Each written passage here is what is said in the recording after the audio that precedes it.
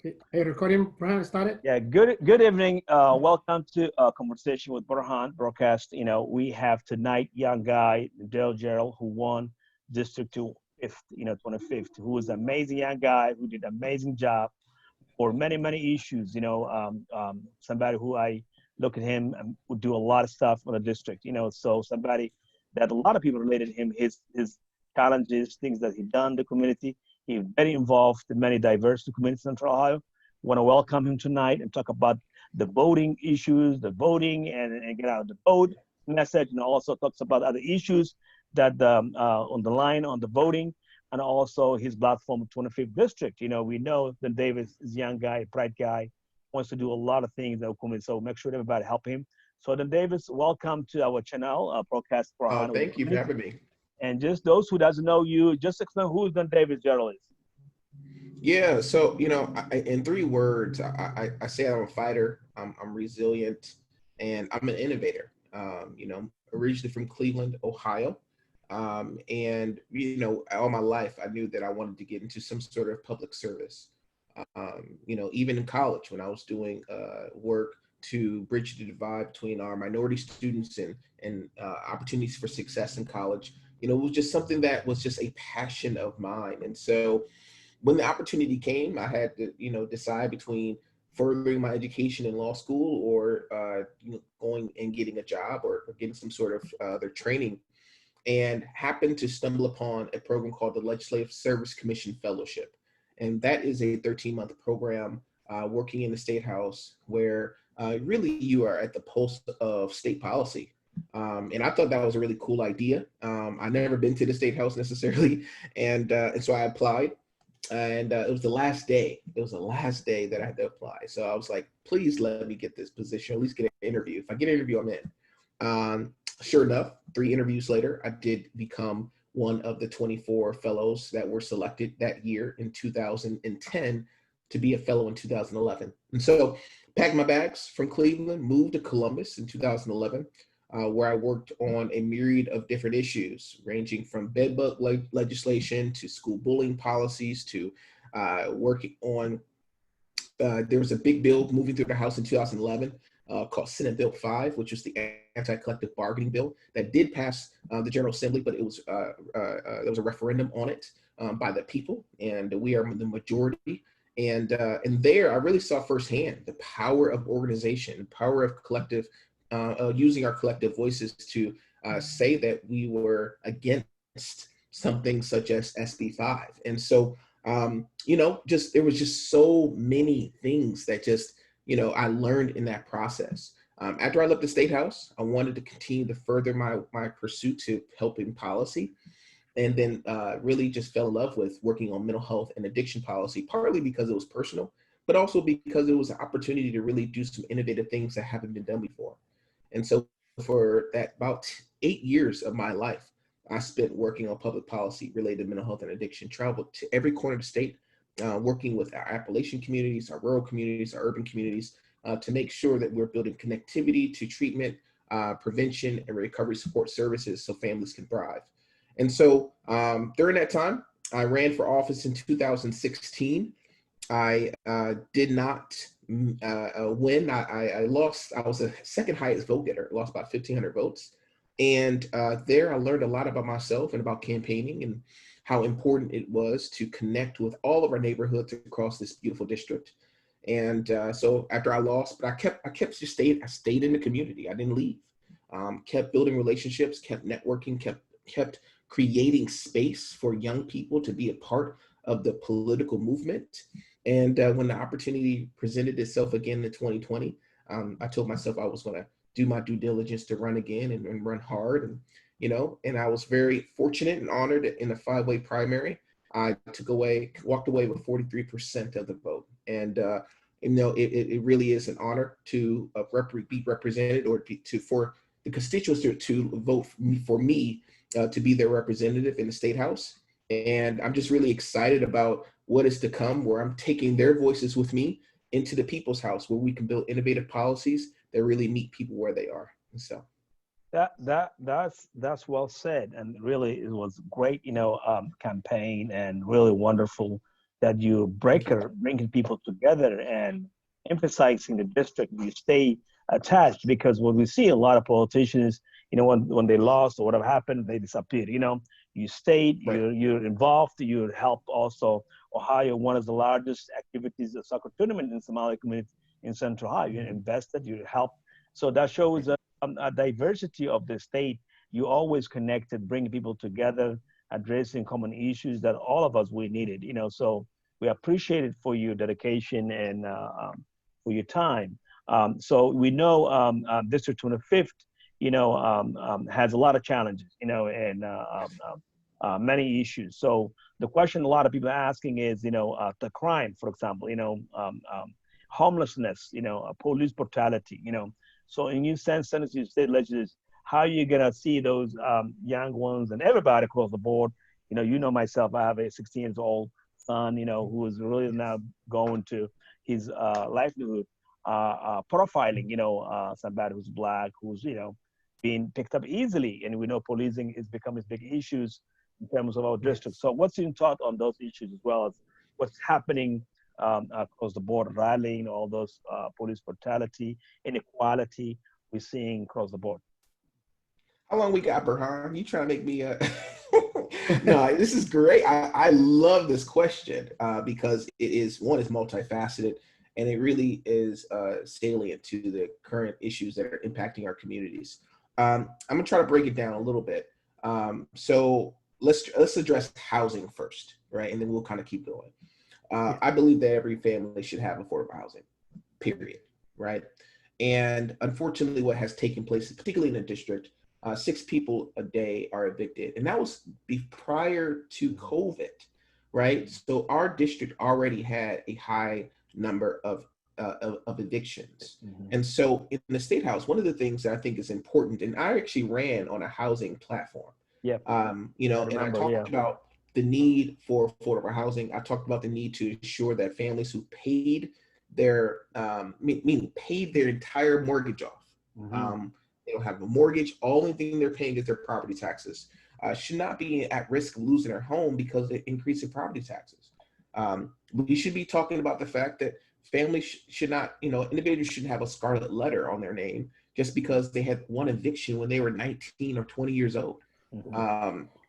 In light of the evictions that are happening due to COVID, all right, these evictions should not be a permanent record on someone's life. And so in the State House, there's a couple of things that I would like to do. One, we need to have a real honest conversation about property taxes. What does that look like to support families who've lived in those communities for 20, 30 plus years?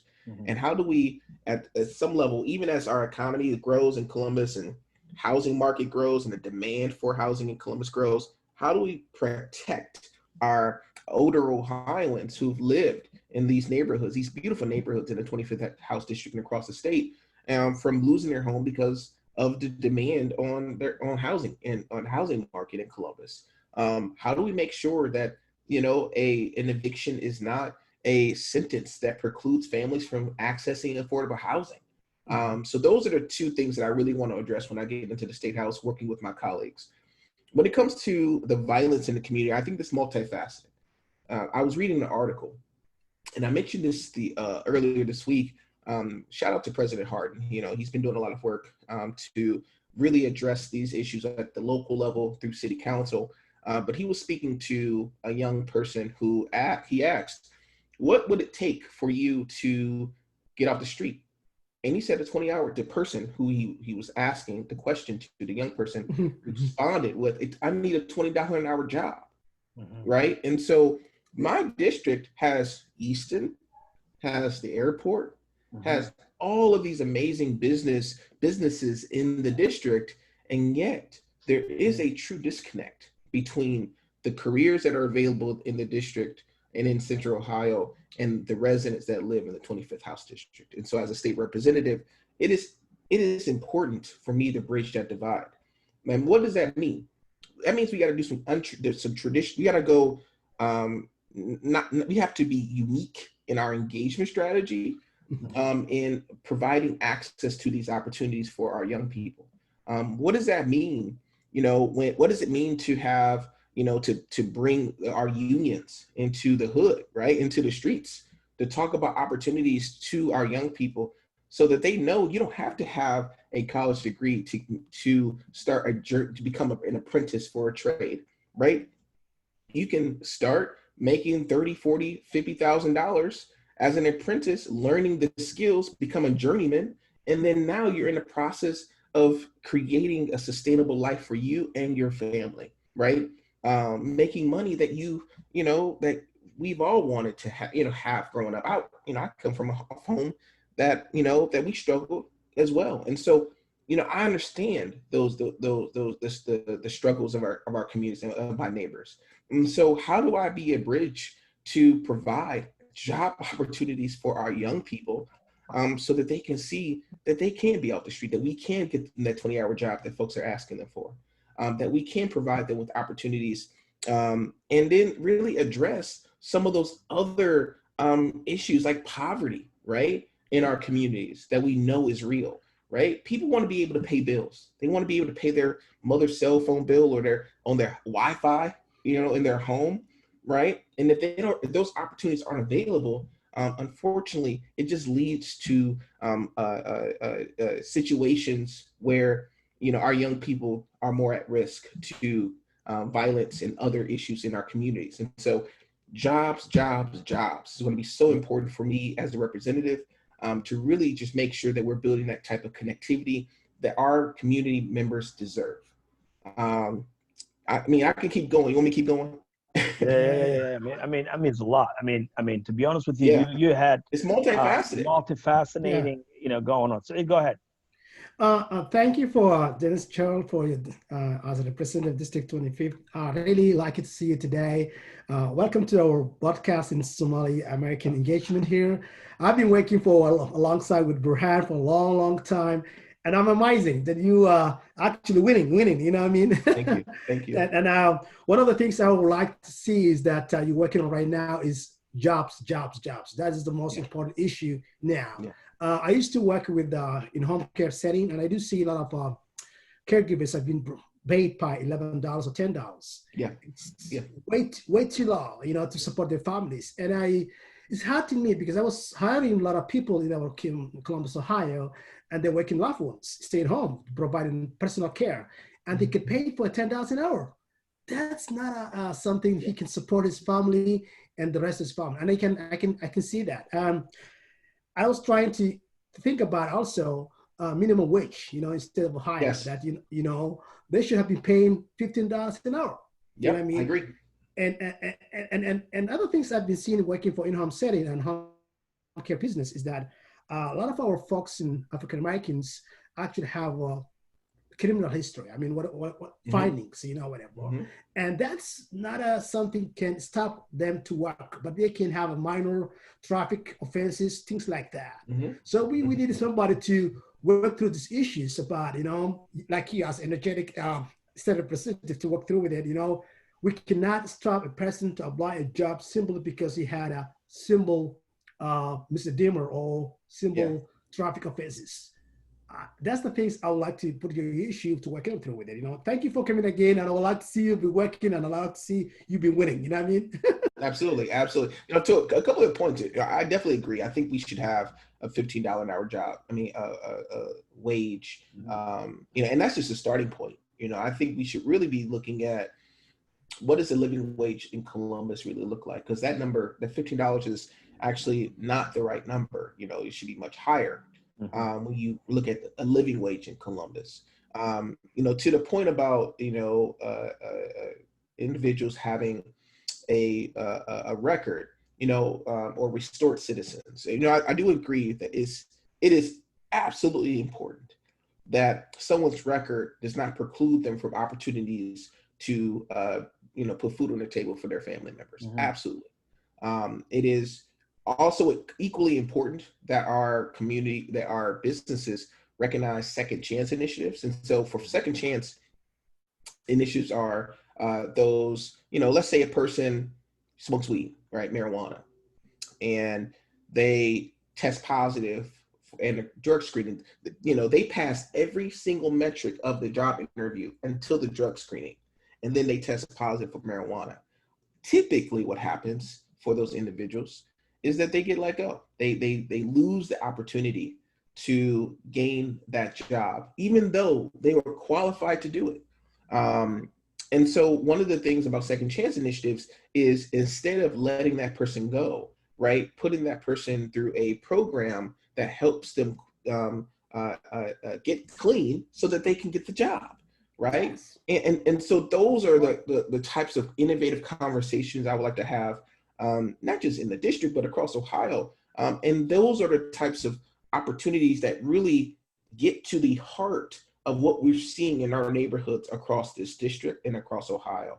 Families just want a shot, and people just want a shot, right? And so how do we Yes. remove the barriers that are in their way, so that they can provide for their families and become their best selves?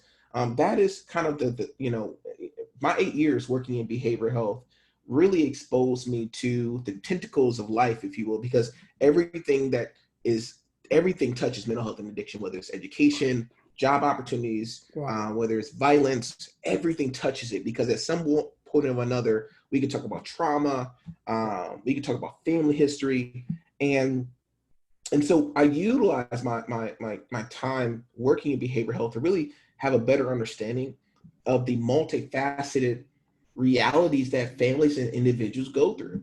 And yeah, that one situation should not preclude someone from getting a good paying job. It should not. We know that it does.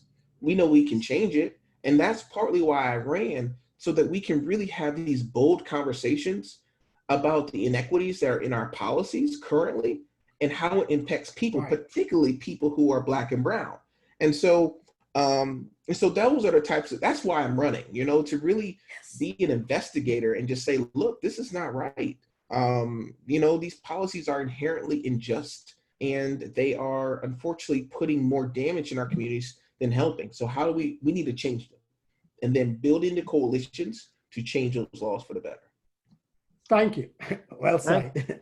thank you, Don Thank Davis, you. because as we speaking, this issue 24 is on the line as well, Yeah. which is in Adamet.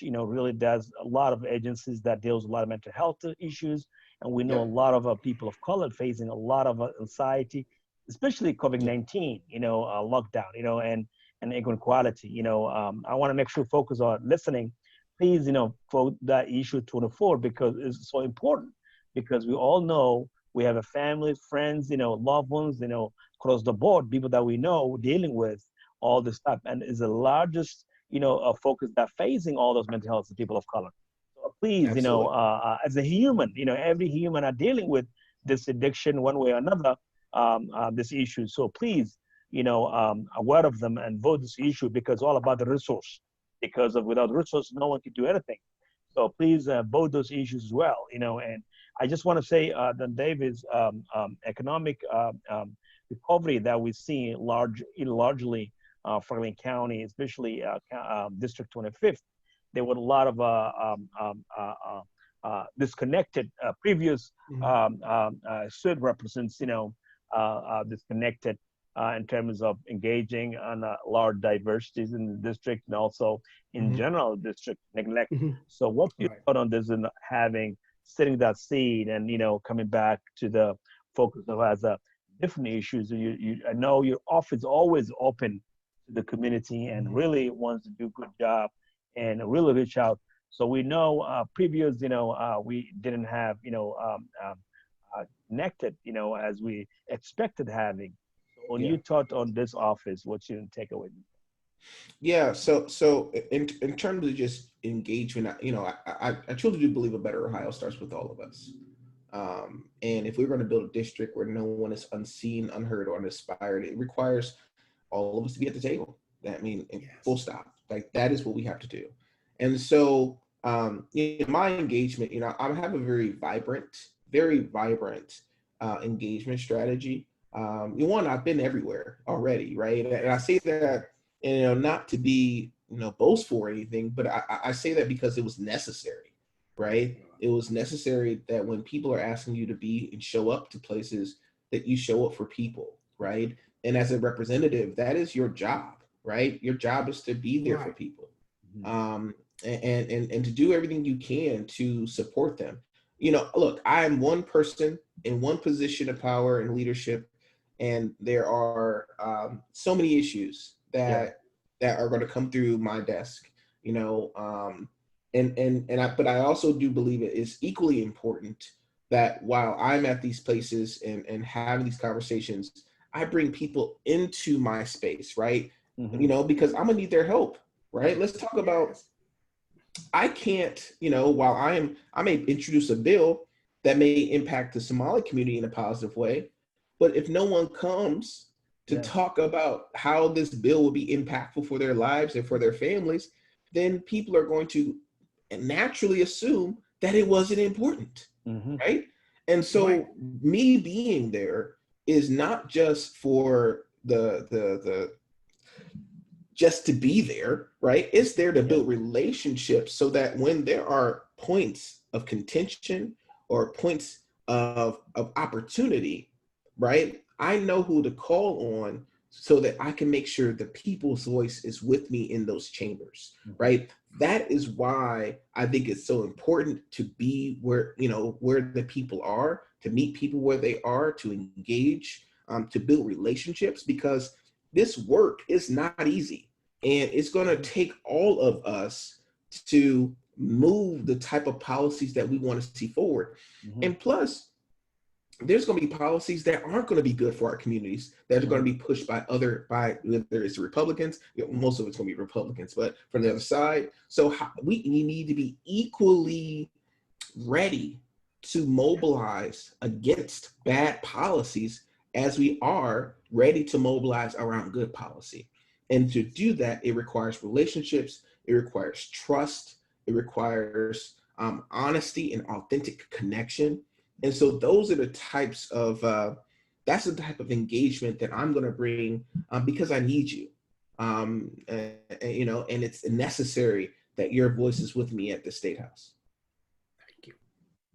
Yeah, that well said. You know, because you really showing Evan. We know a lot of elected officials. Experience. Like a lot of them, they Yeah. never had that vested in neighborhoods and communities they are representing. Because you have done so much stuff, knowing you for many many years. You invested. You've been there. You've been every time engaging, making let's do things and make an impact neighborhoods and communities. And you amazing young guy who has a vision. Just I want to make sure that everybody who's watching, please support Don Davis, and support not only voting but also supporting financial, because keeping his seat is very important, because we need somebody who could be legislated a lot of issues that all of us our neighborhoods need. Because he has somebody who's been there many issues by himself, and he's been walk to walk, action by action. So I want to appreciate it for your, then David, for your dedication, for reaching the community and staying touch and making impact, because a lot of people disappear. So I want to thank you for that. I want to especially thank you for that, for dedication for that you're doing. But I want to ask you one thing. This election is a critical. This election is any other election. Especially focus are really looking at the top ticket, but we have to make sure like up and down part. The judge is important, the issues is important. So for you, if you're giving the message to the community, get out the vote. That's what we're doing. This stuff. Make sure that the people get out and voting, because the people are sitting at home and locked up watching this broadcast. So what you're giving for those who are sitting watching it tonight, because this is a critical moment economically, healthcare issues, all things that we all talking about is up and down as important. So what's your take on this election 2020? Look, I think this election is, I don't want to use a generic point about, this is the most important election of our lifetime, but it is. I will say that it is the most important election of our lifetime. But I think a better way of saying it is that we can display real power this election. We can show communities and neighborhoods that our voices can transform the political landscape when we use it collectively. I think this election also is a breaking point, as I say in a good way, but it's going to show the future voters, the future young people, that their time is now to step up and to begin to shape what they want to see in this nation and across this nation, and in particularly in Ohio. I don't know if you saw, but MSNBC and some other news outlets reported about the number of young people who are voting this year. And the numbers are, I mean, like, I think in Michigan, it was like in 2016, it was around 7,000 voters. And then in 2020, it was like 241,000. I may be the wrong number, but it's very high. It's like 7 to like 100,000. Like, it was, the numbers were obscene, right? In terms of the ranges. Yeah, right. And I bring that up because what we're seeing is people are beginning to really recognize that their power can really do something, right? Can shape who is sitting in the White House, who's sitting in the governor's mansion, who's sitting in the state rep seats, who's sitting in the in these judicial chambers. You know, what type of funding is dispersed across our communities, using issue 24 as an example, right? People are beginning to see it, right? The question becomes, do we as a collective, as I'll say, as Black, brown people, as Somali community, what have you, where is our voice? And if our voice is, you know, a part of the process, then let's use it to shape what we want our communities to look like. I think that's so important. And I think that it's all about power, right? Yeah. And so this election really is going to showcase power in a real and distinct way. And I have high hopes about what the future is going to be, not just in Ohio, but across the nation after we get through Tuesday, because I think people understand the magnitude of this moment. There are people who are woke, who are ready, who are active, who are ready to use their power. The one thing I'll say is, don't let the news, don't let social media, don't let anyone to stop you from utilizing your vote this election. Don't do it, right? And you know, even the hoopla about who's a better president or who will be a better president, no. Use your power, because there are so many positions at stake this election. And it could be that you're one judge sentence away, you're one, you know, removal of dollars away, you're one policy away from seeing the type of success you've always wanted, versus maybe getting into hardship. And so use your power to help shape the trajectory of Ohio, but also the trajectory of this country. That is what I'll say. Use your power. We don't got as many days left. Yep. We got now to Tuesday, and I just hope, and I implore you to use your voice to really transform our neighborhoods, because we need you and we need your voice. Thank you. Go ahead. This is I just want to agree with everything Jarrels said. As I think this is the moment we can vote. Our voice matters.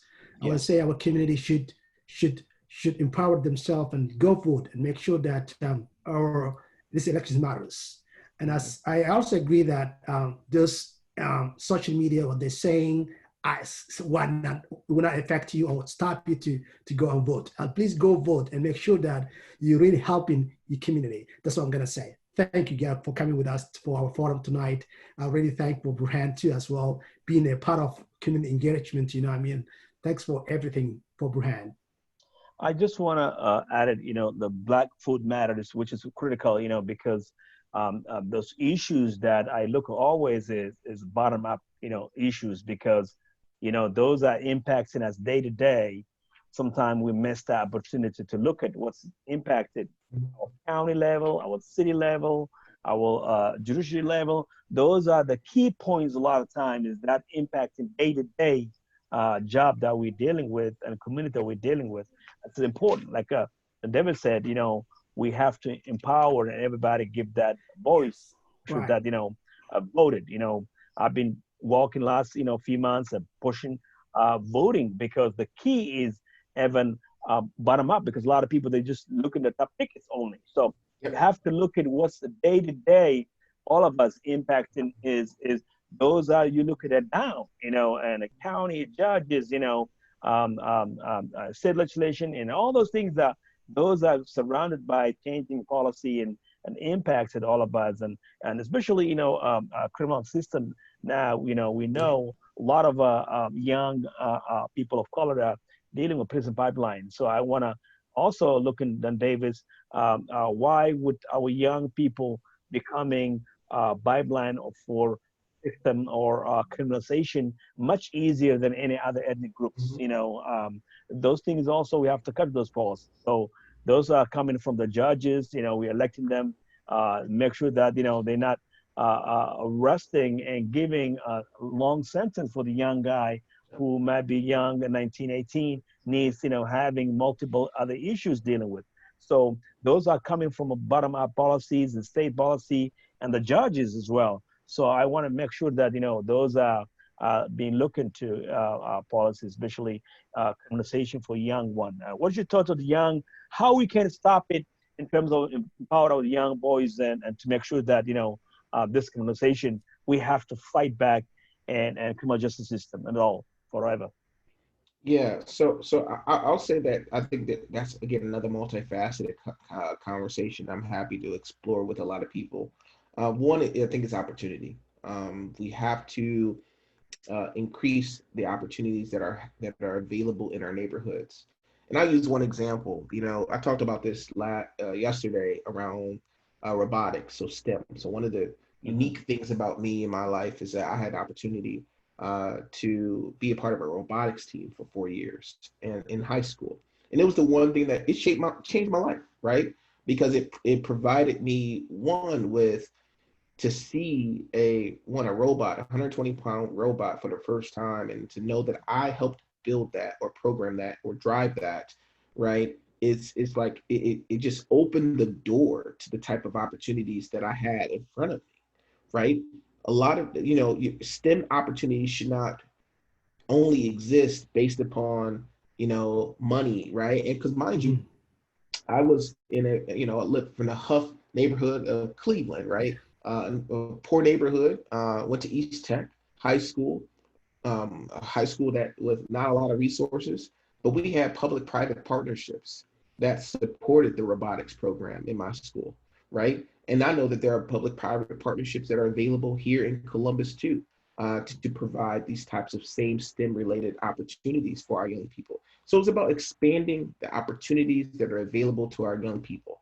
I also think we got to address inequities, right? Whether it's healthcare inequities, whether it's school inequities, school funding inequities, whether it is gaps in the type of resources our young people get for their mental health needs, right? You talked about issue 24. I'll bring that back up. Like how do we make sure on the front end we're helping our young people stay well and not get to a point where that child, as they without getting the type of support they need, be put in a situation where they're ending up in the criminal justice system, right? So, how do we really make sure that we are targeting funding to really provide these types of social emotional supports for our young people so that they can stay well? The last thing I'll say is that it is so important that we are innovative in our addressing the whole child, right? Yeah. A lot of our Yeah. young people are coming in. We're asking them to learn and be their best selves in school when all they have are dirty clothes, or they haven't eaten in a day, or the food that they eat or the food that they got from the cafeteria, right? We're asking them to do a lot when they've had dyslexia that's undiagnosed, Hmm. right? Like there are so many layers to this conversation. And as a state representative, one of the things I want to do is peel back the onion and Hmm. really address each part with the type of rigor and innovative spirit that it deserves. So how do we address the dyslexia in our young people? I heard a stat, either 1 out of 10 or 1 out of 5 young people are dyslexic, right? Mhm. How does that impact reading comprehension? How does that impact a child's, mental state of not being able to comprehend the letters on the page, right? We know that a lot of our young people, they go home hungry, or they Mhm. come from a domestic violence situation, or they don't have clean clothes, right? And what does that do? That leads to situations where the child may steal, dishwasher detergent or laundry detergent, right? Now they're in a criminal justice system because they didn't have, in the beginning, they didn't have clean clothes to go to school. They Right. didn't want to get talked Right. about, right? And so what I'm trying to address are issues that are, really at the, there are points of contention or points of struggle within our communities that, when left without being resolved, only become bigger issues down the road, right? And so, how do we do preventative strategies to support families, to support individuals, to support our young people, so that we don't have them end up in the criminal justice system? And then on the criminal justice side, on the back end, how do we fix our criminal justice system so our young people aren't stigmatized and or racially biased in a situation where they're more likely to end up in a criminal justice system, or they're more likely to be over sentenced, or they're more likely to not get rehabilitation or support that they need, right? So there's both. It's a both and, in my belief, that we got to fix the front end as much as we are fixing the criminal justice system, so that our young people can be well and healthy and successful in their neighborhoods. Thank you, thank you. We are wrapping up tonight's discussion with David Jarrell. This is the fifth. David, thank you. Appreciate it for your coming. And also, I just want to say those issues on the ballot, make sure you voted. Issue 24, issue 2, issue 1. Those are important for the locally. So make sure folks are hearing and voting. And also, I have my little one here, Iman, to want to say something. Say, Iman, what you gonna say? She was one of the youngest when Muslim Bank came in 4 years ago. She was 3.5 years old. She has a band to the airport, and they put a newspaper, youngest and the oldest was my daughter's, so she was the young. Now she wants to say something. What are you going to say, Iman, finally? Please vote. Your voice is important to this election. Vote for Joe Biden. And Harris? Come on now, say Biden that. Say Harris. that. Yeah, you got Say that. I love it. I love it. Like she was fighting all that. She write it down and said, I want to say something. So finally, Don David, thank you. We'll call you and we'll keep in touch. And Saeed, thank you. Also Absolutely. hosting with me. Thank And Don David, will continue.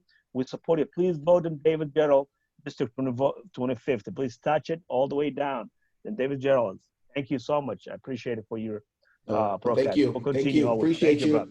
Always. Thank you. Thank you. Bye-bye. Absolutely.